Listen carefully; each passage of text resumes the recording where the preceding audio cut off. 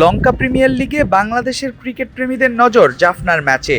কারণ একই একাদশে মাঠে নেমেছেন বাংলাদেশের দুই ক্রিকেটার সাকিব আল হাসান ও তাওহিদ হৃদয়।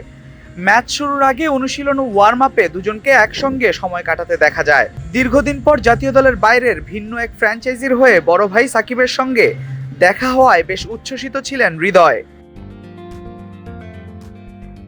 ম্যাচ পূর্ব অনুশীলনের সময় সাকিব ও হৃদয়কে পাশাপাশি ওয়ার্ম আপ করতে দেখা যায়। পুরো সময় জুড়েই দুজনের মুখে ছিল হাসি, কখনো নিজেদের মধ্যে আলাপ, কখনো আবার সতীর্থদের সঙ্গে মিশে প্রস্তুতি। সব মিলিয়ে দারুণ প্রাণবন্ত সময় কাটিয়েছেন এই দুই বাংলাদেশি ক্রিকেটার। বাংলাদেশ ক্রিকেটে সিনিয়র জুনিয়র সম্পর্কে দারুণ এক উদাহরণ সাকিব আল হাসান।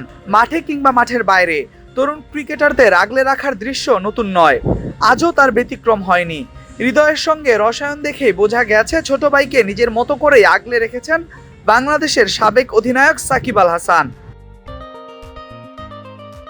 অন্যদিকে তাওহিদ হৃদয়ের জন্য এটি বিশেষ একটি মুহূর্ত।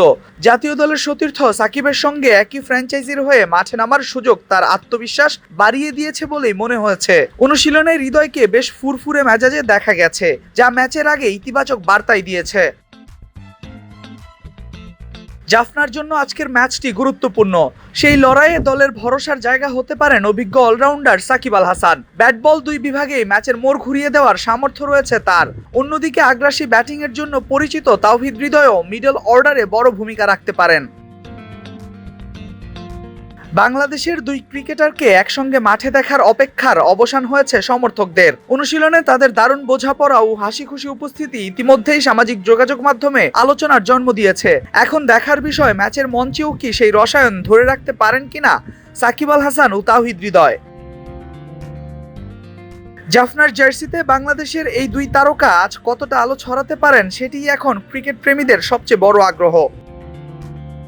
ডাম্বুলা ইন্টারন্যাশনাল ক্রিকেট স্টেডিয়াম থেকে আল মাহমুদ ফাহিম, বিডি ক্রিক টাইম।